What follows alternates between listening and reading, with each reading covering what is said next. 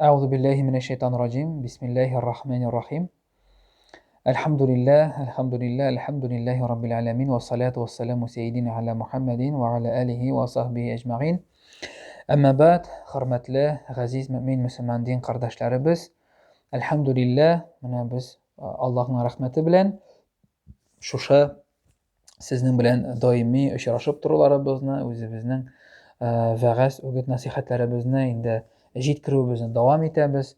Bu nindidir bir tanılуу üçüngina, nindidir bir reklama üçüngina işlene turgan ish tugul.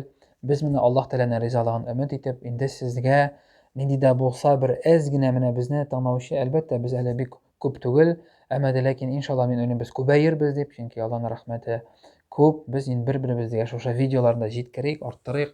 Bizning endi mana ko'pgina bo'lsa-da, 1-2 kishigagina bo'lsa-da o'sha ma'lumotni yetkazib, agarda endi ularning o'y qarashlarini, fikrlarini xayrli bir yoqqa, o'ng'ay yoqqa endi bura olsak, kimgadir bo'lsa daraz yetkira olsak o'zimizning fikrlarimizni, bu endi alhamdulillah bizning uchun bek zo'r ne'mat bo'ladi. Chunki payg'ambarimiz sollallohu alayhi vasallam aytdi, bu Abdulloh ibn Mas'udga rivoyat endi kengash berib, agarda sening orqali Alloh taolo dinga kimnida bo'lsa keltirsa, bu sening uchun dunyoning butun dunyo ham onda bo'lgan butun boyliqdan da xayrliroq deydi. Shunga ko'ra mana shu darslarimiz orqali biz sizga nasida bo'lsa yetkira olsak, ma'lumot bera olsak, bu alhamdulillah bizning uchun bek zo'r endi o'ng'ayli hal bo'lajak, dunyoda da ham oxiratda da bekerakda.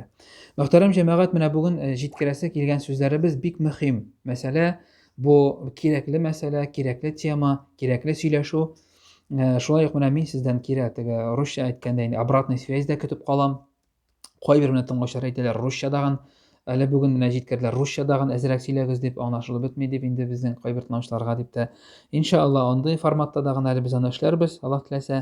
Менә җәмәгать карагыз, бүген дөнья алхамдулилlah шуның кадәр безнең инде дөнья алга китте, яңарыш бар, алга китеш бар. Әйтик, менә ашарга пешерергә теләсәк, безнең өйдә нинди генә җиһаз юк. Ул блендерлар дисеңме, ул мультиваркалар дисеңме, тагын ниндидер җиһазлар, мясорубкалар, инде кулдан әйләндермибез күптән. Кер юырга дисеңме машиналар бар, кер юу машиналары бар, тагын нинди, аның гына нинди төрләре юк. Тегендә яисә бу җиргә барырга теләсәң, машина бар, машина булмаса такси чакыртырга була, самолетлар бар, вертолетлар бар, дельтапланнар бар, метро бар, нәрсә генә юк. Шулай ук сөйләшергә теләсәң, бүген берең Америкада, берең Рәсәйдә шалтыраттың Skype ашамы, ниндидер башка связь төре ашамы бер-береңне күреп, хәл белеп, 100 карап сөйләшкән кебек сөйләшергә була. Шуның кадәр күп бүген мөмкинлекләр җайлашкан, урнашкан. Без алхамдулилlah бүген бик яхшы шартларда яшибез. Һәм шулай булсын дагын иде ул. Беләсезме, ни өчен шушы уңайлыкларны сөйлим? Менә шушы уңайлыклар алар һәр вакытта да булмады. Алар халыкның бик авыр, кайгылы һәм мәшәкать чиккән яшәгән вакытлары да, мәшәкать чигеп яшәгән вакытлары да булды. Һәм менә мин темабызның, дәресебезнең төп темасына күчкәнче әйтәсем килә, бу дөньяга килгән һәрбер адәм баласы 3 сорауга җавап бирергә тиеш. Һәрбер килгән бу дөньяга яшәргә туган, инде яшәгән кеше үзенә акыллы бәлигать яшенә җиткәч, үзенә сорау бирергә тиеш. Беренче сорау: мин каян килдем? Бу дөньяга мин каян килдем? Икенче сорау: бу мин монда нишлим? Нишлим мин бу дөньяда? Һәм өченче сорау: мин кая кайтачакмын? Мин кая барачакмын? Мин каян килдем? Мин монда нишлим? Һәм кая кайтам? Әйдәгез менә шу сорауларга җавап бирик. Дөресен җавап бирик. Әмма ләкин без җавап биргәнче Аллаһ Тәала Коръәни Кәримдә моңа җавап биргән. Һәм Аллаһ Субханаһу ва Тәгалә каян килдем дигән сорауга безгә Инсан сүрәсендә үк җавап биреп безгә булай ди, беренче, икенче сүрәләрендә: هل أتى على الإنسان حين من الدهر لم يكن شيئا مذكورا. Аллаһ Субханаһу ва Тәгалә әйтә, каян килдем дигәнгә, әллә кешенең телгә дә алынмаган билгесез чагы булмадымы ди. Һәм икенче аятында әйтә: инна халакнал инсана мин нутфатин амшaj. Без аны катнаш мәни суыннан яраттык ди. Беренче, икенче аятлары. Ягъни Аллаһ Тәгалә безнең каян килгәнне хәбәр итә. Икенче сорау: мин монда нишлим дигәндә, Аллаһ Субханаһу ва Тәгалә Коръәни Кәримдә җавап биргән бу сорауга: وَمَا خَلَقْتُ الْجِنَّ وَالْإِنسَ إِلَّا لِيَعْبُدُونَ. Мин кешеләрне, җиннәрне һәм кешеләрне гыйбадәт өчен яраттым. Менә без монда нишлибез. Өченче сорауга: мин кая кайтачакмын? Мин кая барачакмын дигән сорауга Коръәни Кәримдә күп урыннарда кабатлана бу сүз. Менә Ганкабут сүрәсенең, Үрмәкүч сүрәсенең 8-нче аятында Аллаһ Субханаһу ва Тәгалә әйтә: "Соңыннан сез безгә кайтарылырсыз һәм без сезгә дөньяда кылган гамәлләрегез хакында бәян кылырбыз." Соңында сез безгә кайтарылырсыз барбер. Иртәме соңмы? Кая миллионерлар, кая президентлар, кая миллиардерлар, кайда министрлар, кайда патшалар, кайда алар? Әнә алар анда җир астында. Алар бөтенесе шунда җир астында, берсе дә монда калмады. Һәм Аллаһ Тәгалә әйтә: "Соңында сез безгә кайтарылырсыз һәм дөньяда кылган гамәлләрегез хакында без сезгә бәян итәрбез" ди. Менә 3нче сорауга җавап: кая кайтачакмын? Шуңа күрә Аллаһ Субханаһу ва Тәгалә безләргә үгет насихат кылып тагын әйтә Коръәни Кәримдә, Хәдид сүрәсенең 20-нче аятында: "Ва-мал хаятуд дунья илля матаъул гурур, ва-ма хаятуд дунья илля матаъул гурур." Дөрестлектә, не обольщайтесь этим миром. Бу дөнья белән алданмагыз. Бу дөньяга мөкибән китмәгез ди. Не илля матаъул гурур. Бу дөньяга мөкибән китмәгез. Алданмагыз бу дөнья белән, уенчык ди. Галимнәр әйтәләр, менә бу дөньяның яшәү рәвеше ул төш күргән кебек. Менә күз алдына китерегез. Без һәрберебез дә төш күрәбез. Менә төштә теләсә нәрсә булырга мөмкин. Син барасың бик затлы, кыйбатлы машинада, матур юлдан океан буйлатып кайтып туктыйсың, зур өең каршына, гаҗәеп зур матур үй, ухаженный, монда үсеп утыра агачлар, бөтен нәрсә киселгән, яңартылган, буялган. Өеңдә синең каршылы чибәр матур, камил, холыклы хатының, бөтен нәрсә, син бай, син дәрәҗәле. Бер заманны уянып киттең, караватыңнан торып, тәрәзәңнән килеп пәрдәләрен ачып җибәрсәң, син гадәти шул ук өеңдә, капка төбендә шул ук машинаң тора, шул ук хатының икән, шул ук җирдә, шул ук республикада икәнсең син, бу төш кенә булган икән. Менә безнең тормышыбыз да ул шушы төш күргән кебек. Көннәрдән бер, шуңа күрә Али ибн Абу Талиб нәрсә дигән, хөрмәтле кардәшләрем? Али ибн Абу Талиб әйткән, кеше дөрестлектә ул йоклый, үлгәч уяна дигән. Уйлап карагыз, бит инде уйласаң, без төнлә белән йокларга ятабыз. Йокларга яткач без үзебезнең гамәлләребез өчен җавап бирмәс. Пәйгамбәрбез саллаллаһу алейһи ва саллям 3 кешенең гамәле күтәрелә диде каләме. Ул мәҗнүн булган, ягъни акылдан язган, балигат яшен җитмәгән баланыкы һәм йоклаган кешенеке диде.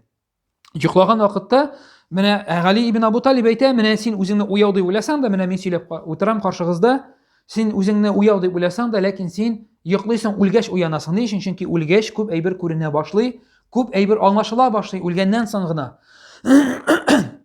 Гафу итегез. Шуңа күрә менә Али ибн Абу Талибның сүзләре хакыйкатькә бик туры килә, мөхтәрәм мин кардәшләр.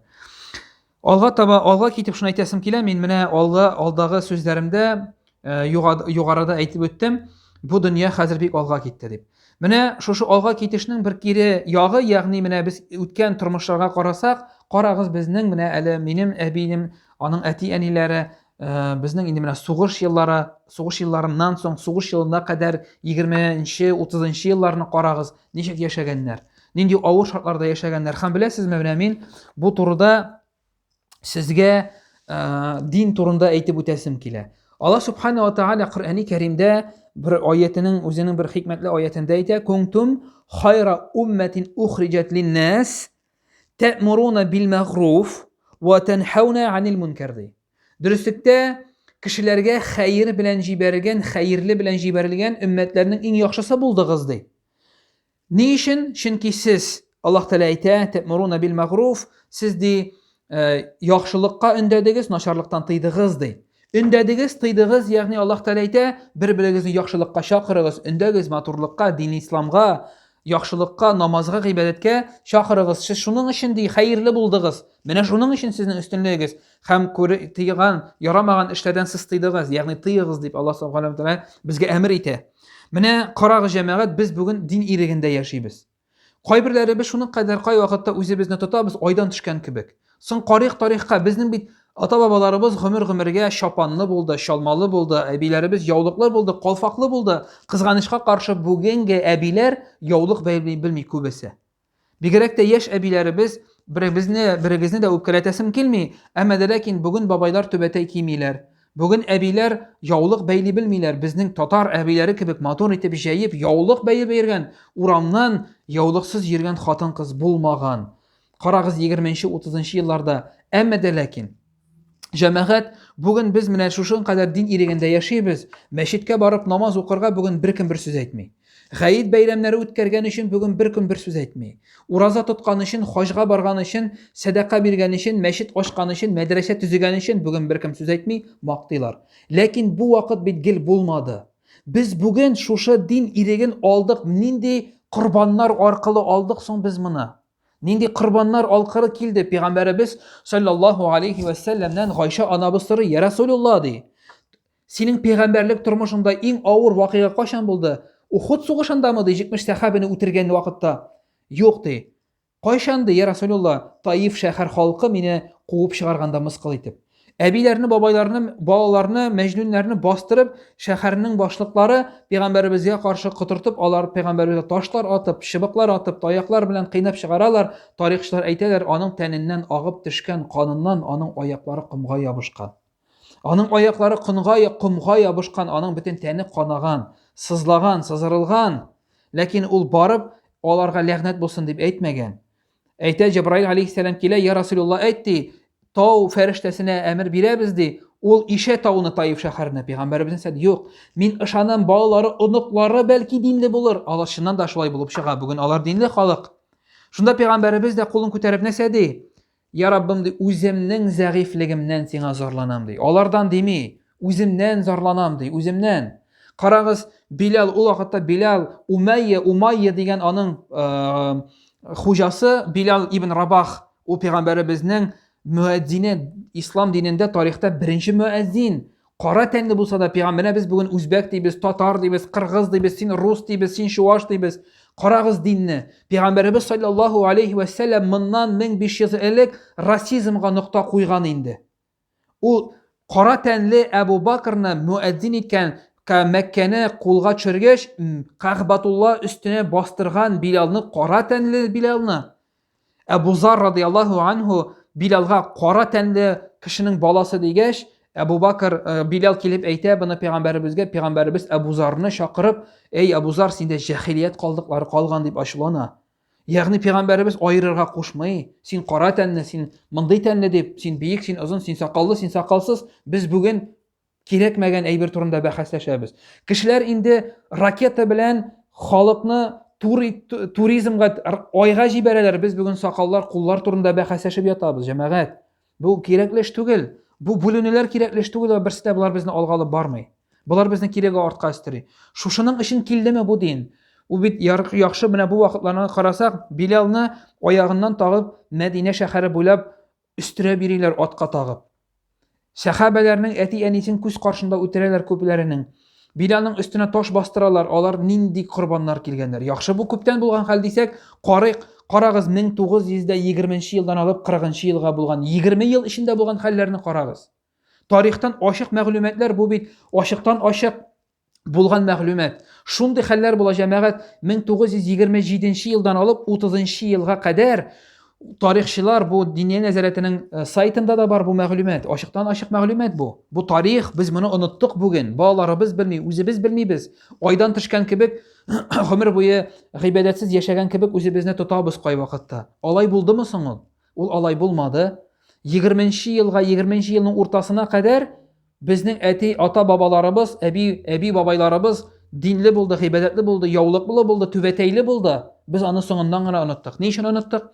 1927 елда, менә шушы 3-4 ел эчендә, 30-31 елга кадәр 4000 имамнан Татарстанда, татар җирлегендә 4000 имамнан 1000 имам кала. Кайсын үтерәләр, кайсын асалар, кайсын Себергә җибәрәләр. Безнең Себергә сөргенгән бабаларыбыз, имамнарыбыз шикилеш балык ашарга мәҗбүр булган. Алар гел хәрәкәттә булган анда, чөнки туктасаң, туңып катып үләсең. Арча губерниясенә кергән Әтнә районы, бүгенге Әтнә районында шундый хәлләр була. Мәчетләрнең кистеләр манараларын, анда элделәр байраклар, аннан ясадылар клублар, аннан ясадылар җыелышлар, аннан ясадылар мәдәният йортлары. Шундый хәл була, кайбер мәчетләрнең манараларын кисеп колокол элеп куйганнар. Ай урынына колокол элгәннәр. Имамнарны атканнар, сөргөнгә сөргәннәр. Менә нәкъ шушы вакытта җыен ырым-шырым чыга. Җыен кирәкмәгән, исламга бәйле булмаган әйберләр чыга, чөнки белгән кеше калмый. Ярамый, бу дөрес түгел дип әйтергә кеше калмый. Җыен шишмәләргә табыну, изгеләр, әнәсәләрне изгеләштерү, менә шушы вакытта күп әйбер килеп чыга, чөнки белүчеләр калмый. Ул вакытта шуның кадәр Шуның кадәр менә Мамадыш районының Тәкәнеш авылында белгән кешеләр, әйтик инде тарихта исем фамилия белгән кешеләр, әтиләре имам булганга өй артына чыгып аталар, әниләре балаларын ияртеп авыл буенча ризык эзләп йөри, беркем бер ашлык бирми, ипи бирми. Ни өчен? Чөнки куркалар, үзләре дә, халык та курка. Менә нинди вакытлар булган. Базга төшеп намаз укыганнар, базга төшеп никах укыганнар. Гаетләрне качып зиратларда укыганнар. Сез моны күпләрегез миңа караганда яхшырак беләсездер. Бу бит 25нче елдан алып 40нчы елга кадәр булган. Налогларны күтәрәләр, мәчетләрне кисәләр, ябалар, җимерәләр. Һәрберсен тотып сөннәтлеме юкмы дип карый торган булалар, тикшереп бириләр. Әби бабайларыбыз түбәтәйләрен, яулыкларын яшергәннәр. Менә ничек килгән ул безгә дин? Ничек саклаганнар алар аны? Базга чыгып утыра дип сөйлидер әбием, әниемнең әнисе Рагыйлә әби миңа. Безгә сөйли иде. Эсселеккә чыдый алмыйча базга чыгып утырайым, бөтен нәрсә кул эше белән. Без бүген түбәтәйнең яулыкның нәрсә икәнен оныттык. Кем монда дөрес гамәл кылмый? Безгә шушыны калдырдымы? Шушындый корбаннар белән шушы юлны безгә калдырдылармы алар? Вә без бүген моны оныттык, кызганычка каршы. Бу әллә качан булган хәл дибез, заман икенче дибез. Без үзебезне оныттыкмы, нәселебезне, аларның корбаннарын без оныттыкмы бүген? Бер дөрес түгел җәмәгать. Бу бер дә гадел түгел. Шуңа күрә без менә үзебезгә килгән зур мирас, дин ислам. Ул бик зур мирас.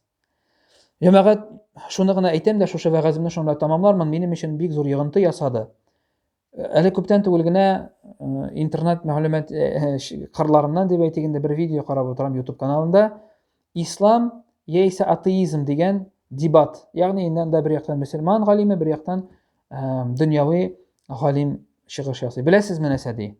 Менә шушы мин исем фамилиясын әйтәсем килми, беләм мин аның исем фамилиясында бу галим, атеизм ягыннан килгән галим, ул биолог, ул астроном, ул физик, ул әлегенә кайдыр штатта гына түгел, Америкадан үзе дөньяда кабул ителгән признанный галим. Беләсезме нәрсә ди?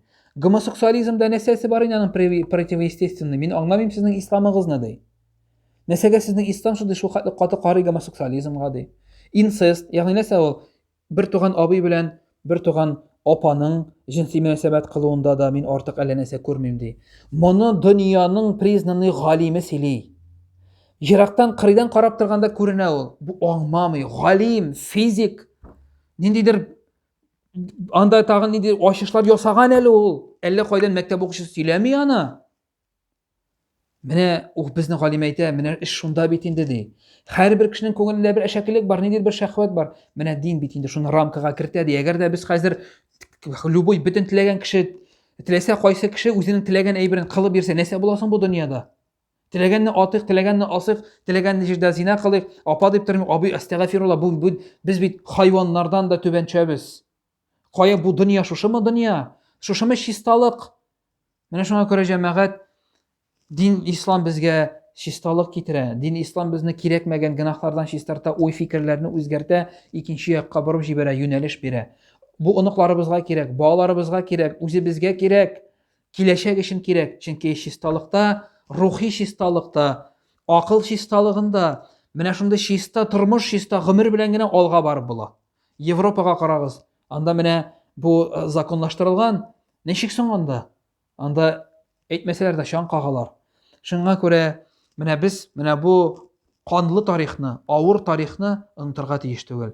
Нинди авырлыклар белән, нинди корбаннар белән килгән бу дин ислам безгә. Без бүген шуның кадерен белеп бетерәбез микән?